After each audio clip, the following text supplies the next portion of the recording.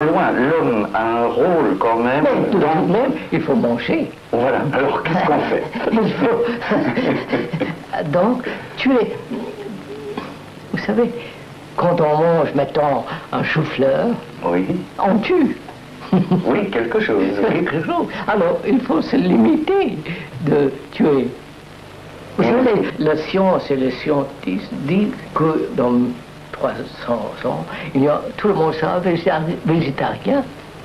Oui, par nécessité. Par nécessité. Alors, vous dites, commençons avant. Oui, vous savez, de ne pas tuer, vous dire pas de guerre, vous comprenez? Oui.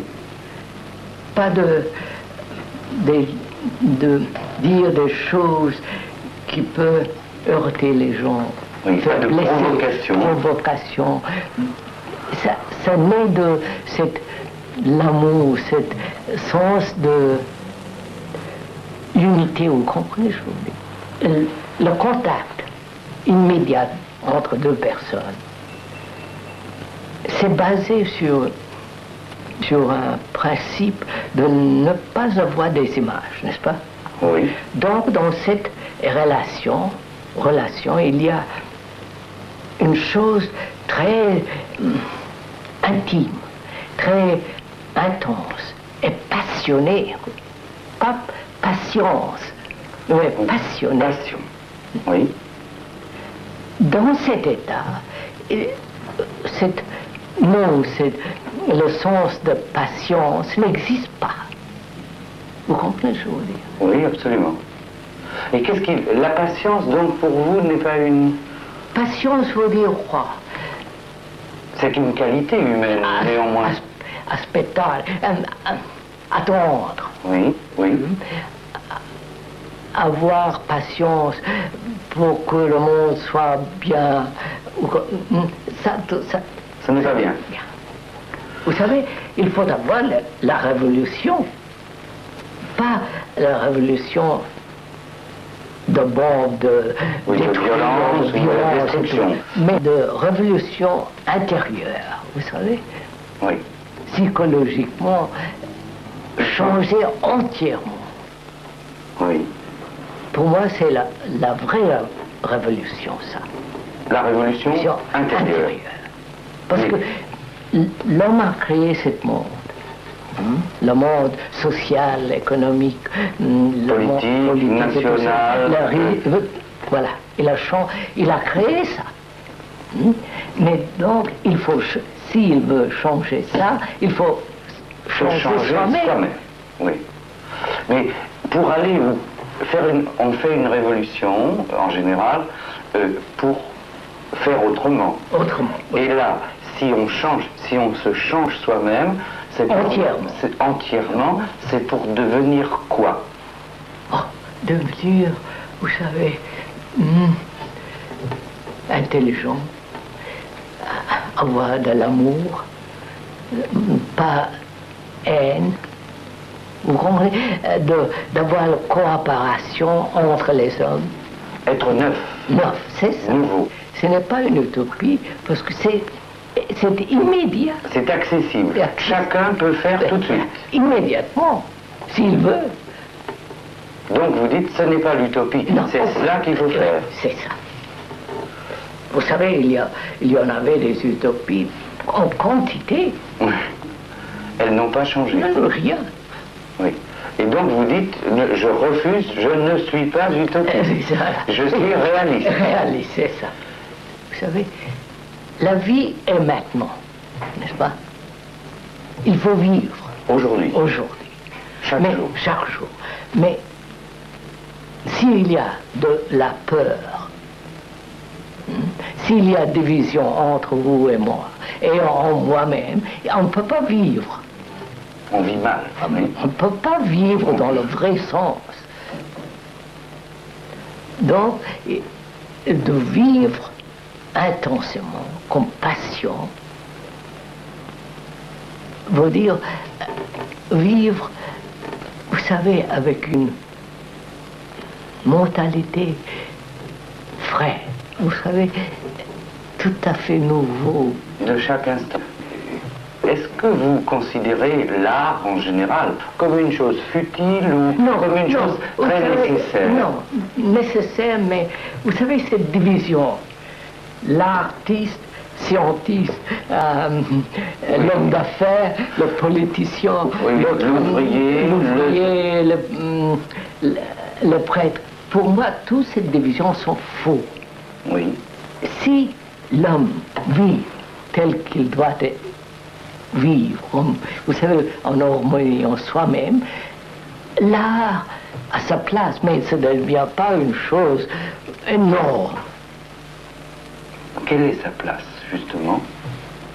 Ça veut dire il faut aller dedans. Qu'est-ce que vous voulez dire par création? Créer. Oui. Qu'est-ce que vous voulez dire par ce mot? Moi, personnellement... Ou en général, qu'est-ce qu'il veut dire? Je ne peux répondre que pour moi. Oui, allez, répondez. Si je réponds, je dis, je sais que quand je crée le mieux, ce n'est pas moi qui crée, c'est que j'écoute. Je suis sous la dictée de quelque chose. C'est la dictée, et ça veut dire quoi? Ça veut dire que je suis probablement en harmonie. Vous n'existez pas en ce moment. Exactement. N'est-ce pas? Oui. Vous, comme monsieur quelqu'un, n'existe pas. Seulement, cette flamme existe. N'est-ce pas? Oui. Est-ce que cette flamme demande, exige l'expression? Pas forcément. Pas forcément, ou ce peut être ou pas. Oui. Vous comprenez? Oui, parfaitement. Maintenant, tout le monde demande l'expression. Il faut... Je dois m'exprimer. Exprimer. Oui. Mais quand vous examinez le moi qui voit, qui devait exprimer, qu'est-ce que c'est ce mot moi? Est-ce que le moi existe vraiment? Ou c'est une idée? Qu'est-ce que ça veut dire? Le nom. Mon nom. Mon nom. La forme. La forme. Le maison. L'attachement. La peur. Le plaisir. De joie de temps en temps. Des conflits énormes de souffrance. Et tout ça, c'est le moi.